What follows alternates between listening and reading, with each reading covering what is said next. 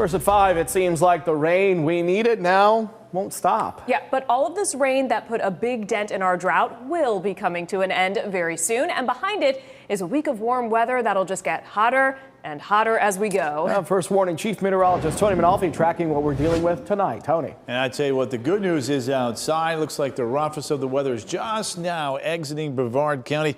Live look in over towards the Kennedy Space Center. Rain cooled, low 70s here, north and west. You heard Cam talking about it. Ocala warmer than us because they've got a little bit of sunshine out there.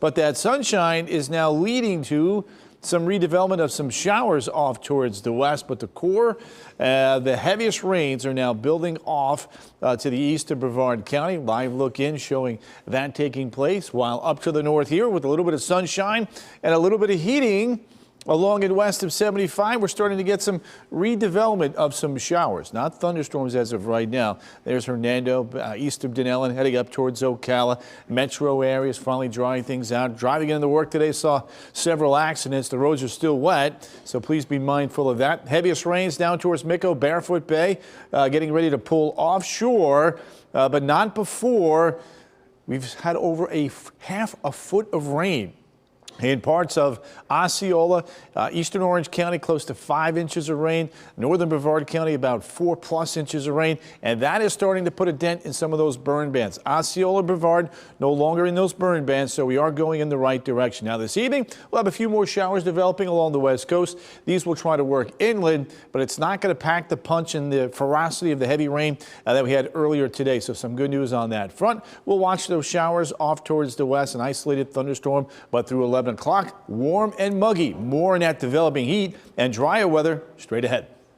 A move in Tallahassee could strip local governments of the power to control growth. This comes right after many cities and counties crack down on development to prevent another flooding disaster. WESH 2's Pamela Combe is live at the Volusia County headquarters in DeLand, breaking down what this could mean for homeowners everywhere. Pamela.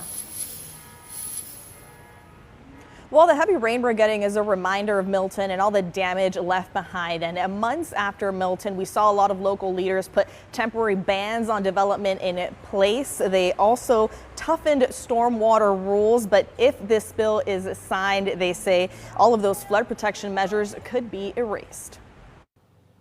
As rain pours down again across central Florida, a new bill from Tallahassee could make it harder for communities to prevent future flooding. Hurricanes show us where the weak spots are, where we know we need to do something different with the way we're managing the land there. Volusia County Chair Jeff Brower says after Hurricane Milton, some cities hit pause on new development and strengthened stormwater rules to limit future flooding.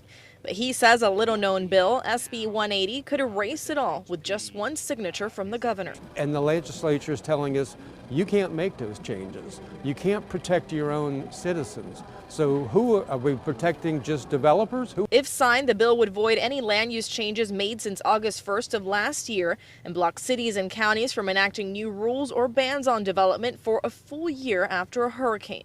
Residents say that power should stay with local governments. The local governments are the ones that are best equipped to deal with what happens in their city, town, county. And this bill doesn't just affect Volusia. Brower says it could even wipe out Orange County's new rural boundary amendment designed to slow development in rural areas. It affects every county and every city in the state that you can't control the way that you're developing and the way that you're managing your own land. And local governments should be doing that.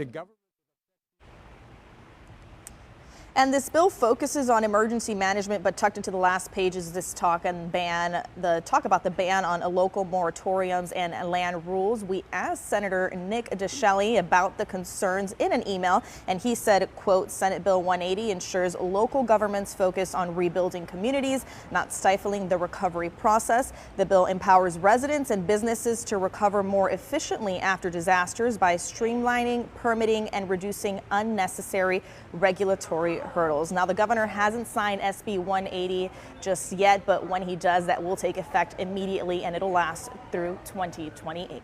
Covering Volusia County live in DeLand, Pamela Combe, WESH 2 News.